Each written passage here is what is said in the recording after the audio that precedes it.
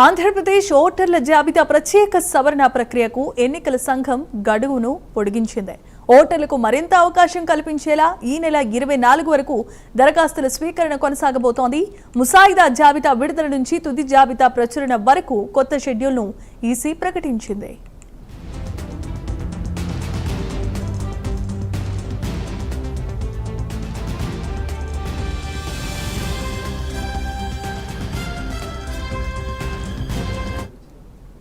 Right, ఇక breaking news చూస్తున్నాం. ఆంధ్రప్రదేశ్లో ఓటర్ల జాబితా ప్రత్యేక సవరణ ప్రక్రియకు ఎన్నికల సంఘం గడువును పొడిగించినట్లుగా తెలుస్తోంది. ఓటర్లకు మరింత అవకాశం కల్పించేలా ఈ నెల 24 వరకు దరఖాస్తుల స్వీకరణ కార్యక్రమం కొనసాగుతుంది. ముసాయిదా జాబితా విడుదల నుంచి తుది జాబితా ప్రచురణ వరకు కొత్త షెడ్యూల్ను ఈసీ ప్రకటించింది.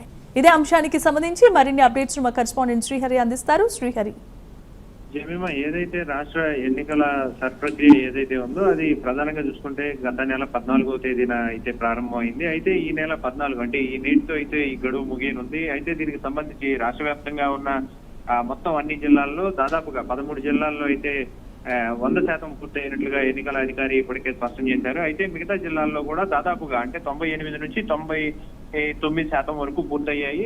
మిగతా రిమైనింగ్ ఏదైతే కొంత పర్సంటేజ్ మిగిలిందో దాన్ని కూడా పూర్తి చేయడానికి మరింత సమయం గడువు కావాలని చెప్పని ఇప్పటికే ఎన్నికల కమిషన్ అధికారి ఎవరైతే రాష్ట్ర అధికారి వివేక్ యాదవ్ ఉన్నారో ఆయన కేంద్ర ఎన్నికల సంఘాన్ని అయితే కోరడం జరిగింది. అయితే ఈ నేపథ్యంలోనే మరో 10 రోజుల పాటు ఎక్స్టెన్షన్ కి అయితే కేంద్ర ఎన్నికల సంఘం ఆమోదం తెలిపింది. అయితే ఇది ఏదైతే ఈ నెల 24వ తేదీ వరకు ఎక్స్టెన్షన్ చేస్తూ కూడా అధికారికంగా ఉత్తర్వులు ఇచ్చింది. ఈ నేపథ్యంలోనే బిఎల్ఓలు ఏదైతే ఇంటి సందర్శనకు జూలై 24 వరకు కూడా వెళ్ళాలి అని చెప్పని ఇప్పటికే అధికారికంగా ఉత్తర్వులు వెలువడ్డాయి. పోలింగ్ స్టేషన్లు, అదేవిధంగా హేతుబద్ధీకరణ, పునర్వ్యవస్థీకరణ, దాంతో పాటు జూలై 24లోగా పూర్తి చేయాలని చెప్పని ఇందులో పేర్కొన్నారు. దాంతో పాటు ముసాయిదా ఓటర్ల జాబితా అదేవిధంగా జూలై 31 అయితే ప్రచురణ అయితే చేపట్టనుంది.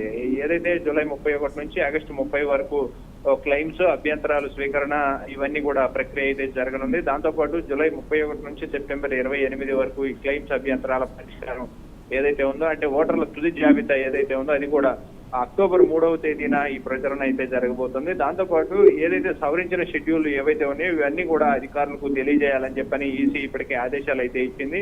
ఏదైతే సవరించిన షెడ్యూల్ విస్తృత ప్రచారం కల్పించాలని చెప్పని ఓవరాల్ గా దీనిపైన కూడా కీలక ఆదేశాలు ఇచ్చాయి. రాజకీయ పార్టీలు అదేవిధంగా ఏదైతే కాకుండా సవరించిన షెడ్యూల్ లిఖితపూర్వకంగా తెలియజేయాలని చెప్పని కూడా ఎవరైతే వారందరికీ ఈ సమాచారాన్ని కూడా చేరవేయాలని చెప్పని అయితే కేంద్ర ఎన్నికల సంఘం అయితే తెలిపిన పరిస్థితి కనపడతా ఉంది. Thanks for the update Srihari.